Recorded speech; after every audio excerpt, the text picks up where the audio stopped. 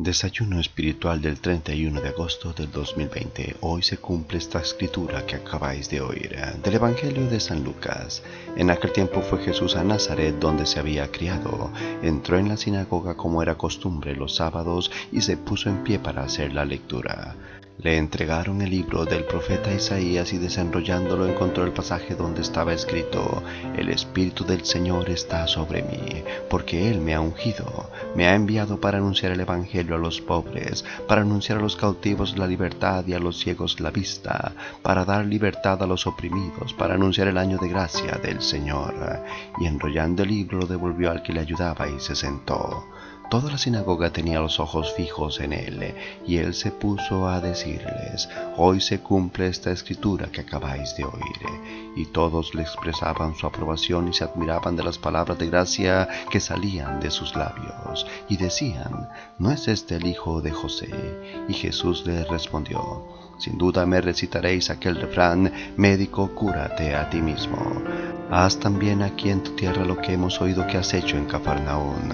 Y añadió: Os aseguro que ningún profeta es bien mirado en su tierra. Os garantizo que en Israel había muchas viudas en tiempos de Elías, cuando estuvo cerrado el cielo 3 años y 6 meses, y hubo una gran hambre en todo el país. Sin embargo, a ninguna de ellas fue enviado Elías más que a una viuda de Sarepta, en el territorio de Sidón.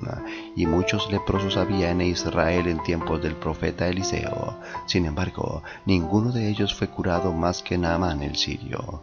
Al oír esto, todos en la sinagoga se pusieron furiosos y levantándose lo empujaron fuera del pueblo hasta un barranco del monte en donde se alzaba su pueblo, con intención de despeñarlo. Pero Jesús se abrió paso entre ellos y se alejaba.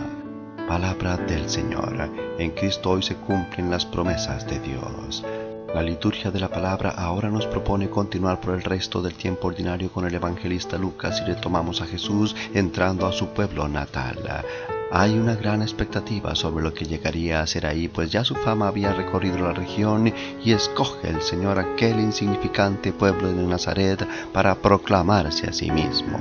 Pues el Señor es el único profeta que se anuncia a Él, porque Cristo es el mensajero divino y el mensaje mismo es la palabra de Dios encarnada, las promesas de Dios visibles en nuestro hermano que ha venido para hacerse uno como nosotros en todo igual, en el sentir, el dolor, el amor, la compasión, las debilidades mismas, incluso la tentación, en todo similar excepto en el pecado, porque en él se cumple a cabalidad la promesa de Dios, porque su adhesión al Padre es del hombre perfecto, tal cual Dios lo concibió en el Edén. Abre el rollo de Isaías donde se habla de la inauguración del año jubilar, de gracia, de perdón, de restauración, de libertad, de promesa que se esperaba se cumpliera más aún ante aquella opresión de turno, y estaba claro que solo sería posible con la venida del Mesías, y aquellos paisanos lo entendían bien. Por eso su alta aprobación tiende a lo bajo conforme más entienden que Jesús se refería a sí mismo. ¿Cómo? Pero si este es el hijo de José. En sí la pregunta en primera instancia deja paso a la duda, no al rechazo hasta ese punto, pues sabían que José era del linaje de David. También habrían conocido los suyos el origen de Belén de Jesús. Sería entonces cierto. Pero el Señor profundiza y entonces sí que pasan de la duda al rechazo cuando el Señor de algún modo les revuelca y les saca lo que a todo judío le costaba aceptar, que Dios fuera universal. Eso debía quedar claro en Cristo, así le costara todo rechazo de los suyos. Y así sucede, pues su furia llega a querer despeñarlo, pero el Señor se abre paso porque su promesa es real y es hoy, y nada detendría su maravilloso plan de salvación.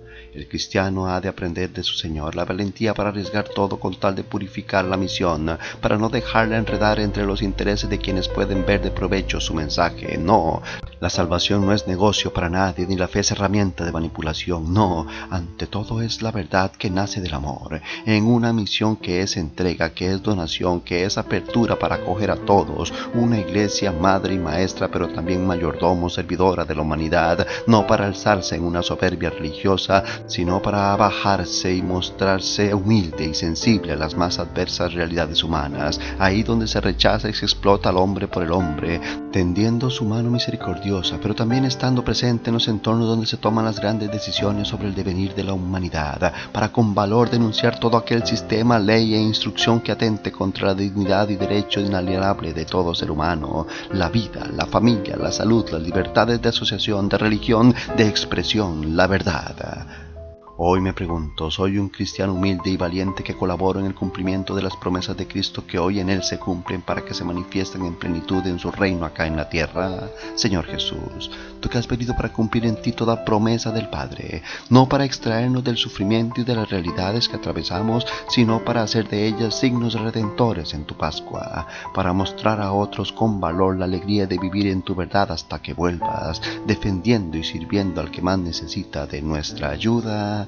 Amén. Feliz día.